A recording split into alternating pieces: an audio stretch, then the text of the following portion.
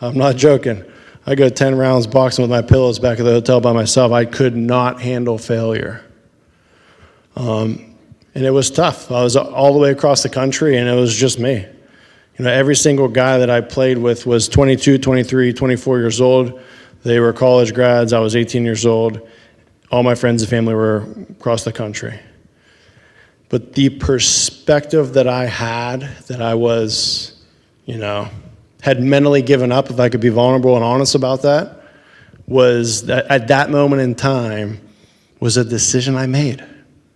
It was a decision that I had made where I was letting my mental toughness was weakened, and my decisions were, something that I couldn't let go. And there's something called momentum. And everybody here, I'm telling you, it's every sport. As fans, we probably see it more than anything, in my opinion. We see the momentum of a game shift, and then as soon as that one play happens that shifts the momentum of a game, it just carries over. And momentum, you can't even describe it. To me, it's like almost something in the air where, the fans feel it, the players feel it, the coaches feel it, and that momentum, in my opinion, has a lot to do with what we talked about with confidence as well, where it is more of a feeling than anything else. It's not a stat. You can't really measure it.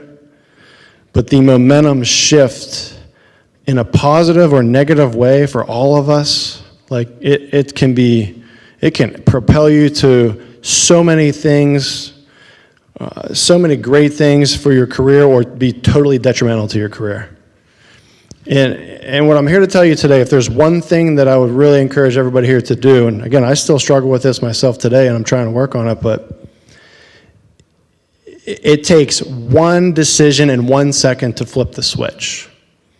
It really does. For me as a baseball player, if I was in a batter's box, it's a matter of calling time, stepping out, taking a deep breath, pressing the reset button mentally, and deciding to make a change with how I'm feeling, what I'm focused on, what I'm going to do moving forward.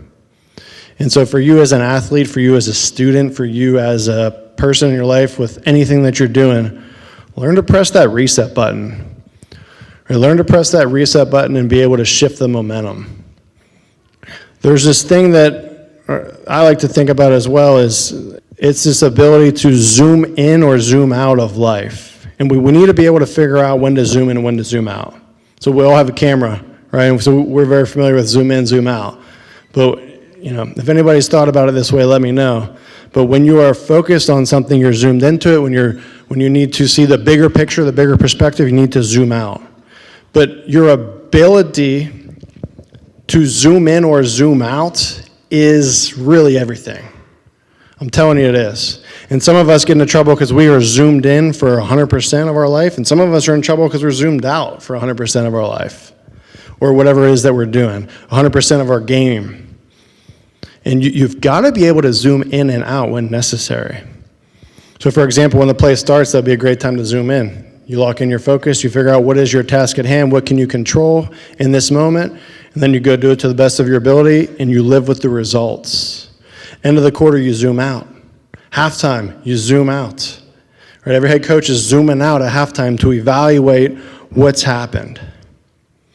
And so they see the adjustments that need to be made. They see that the failure that's happened on the field, on the court, is feedback. Who has heard failure is feedback before? Nobody's heard that? Okay, that's a good one today for you. If everything I said before this sucks, write down failure's feedback. Write that down in your notes before you leave.